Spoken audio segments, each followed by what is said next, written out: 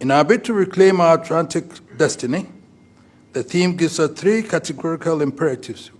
We must connect, build, and renew. Young. The first important step of our mission is to connect, to break the divide between Africa and the African diaspora. Young. This means fostering stronger ties, not just at the governmental level, but through academic exchange, cultural immersion, and people-to-people interactions. We must break the silence that has surrounded our shared history and actively strive to build the unbreakable bridge that has been missing for centuries. Young. Acknowledging and confronting our painful past will enable us to overcome the trauma caused by enslavement, colonialism, and its attendant racism. Young. We all recognize that getting to the mother continent from the Caribbean and vice versa can be complicated, with travelers often forced to fly into Europe, Young. while a direct flight can take a shorter time and will be more convenient. No wonder our gracious host, the Honorable Mia Motley, who has rightly and proudly described herself as a daughter of Africa, has called for the construction of air and sea bridges between Africa and the Caribbean. Young. Where there's a will, there's a way. God helps those who help themselves. The import of these two common sayings is that with determination and perseverance, we can overcome what may seem insurmountable challenges.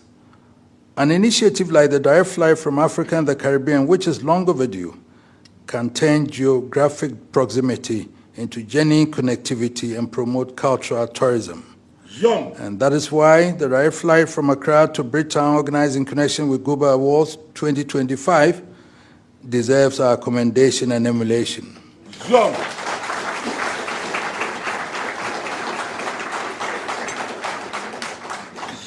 We can also focus on education by utilizing our educational institutions to build bridges and educate people about Africa within the Caribbean communities and vice versa.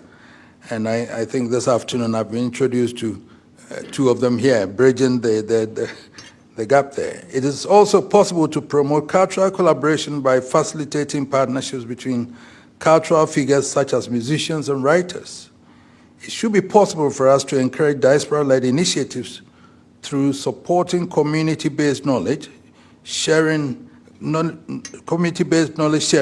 by the diaspora in areas like health, agriculture, and finance. Young. I commend this university for contributing to driving this process, for recognizing what we must reconnect in Africa, with Africa, the mother continent, not just in intellectual engagement, but as nations and people. Young. If you all favor reconnecting Africa and the Caribbean, then we should have the courage to admit that the construction of the bridge constitutes an unfinished bridge, Young. which we must hurriedly complete to enable us to translate the partnership into reality for the mutual benefit of our people.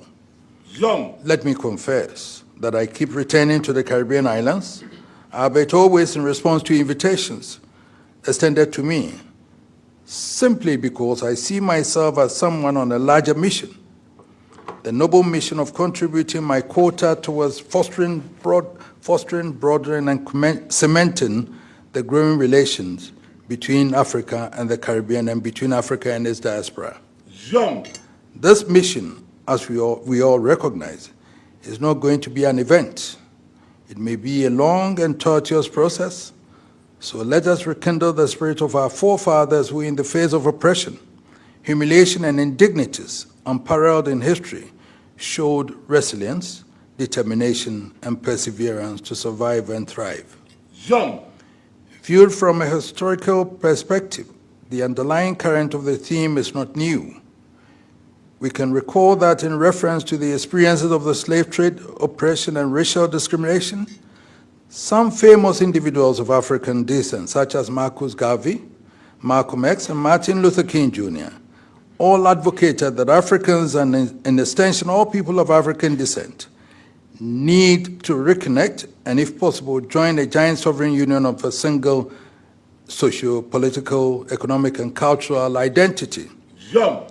They emphasized that the need for African descendants to work together to transform the paradigm of centuries of discrimination and leverage a continental political union in international relations. Jump. As if to follow up on this grand vision of African unity, in 2006, the Constitutive Act of the AU was amended to include the African diaspora as the sixth region of the continent, the others being Central, Eastern, Northern, Southern, and Western regions of Africa. Jump. The Act defines the African diaspora to include the people of African region living outside the continent, irrespective of their citizenship and nationality, and who are willing to contribute to the development of the continent and the building of the African Union. Jump. The article manifests an official recognition of the role of African diaspora irrespective of historical migration as either forced or voluntary, pre-slave trade, slave trade, post-slave trade, and modern migration in advancing the Pan-African philosophy through the development or rebuilding of Africa and African heritage. Jump. Already, some Afro-pessimists and cynics have described the AU's sixth region as a coded language for what they call Africans who have migrated and are living outside Africa. We should not allow ourselves to continue to be divided. For me, this is not a mere symbolic designation. It is a living and breathing opportunity for political, economic, and cultural revival. Jump. We should leverage the AU designation and initiative to connect Africa and its diaspora, irrespective of where they are, when and how they got to their present location. Jump. By our calculation, this will amount to about 350 million people of African descent, which translates into the third biggest population in the world if all the African diaspora could be considered as living in one country. Jump.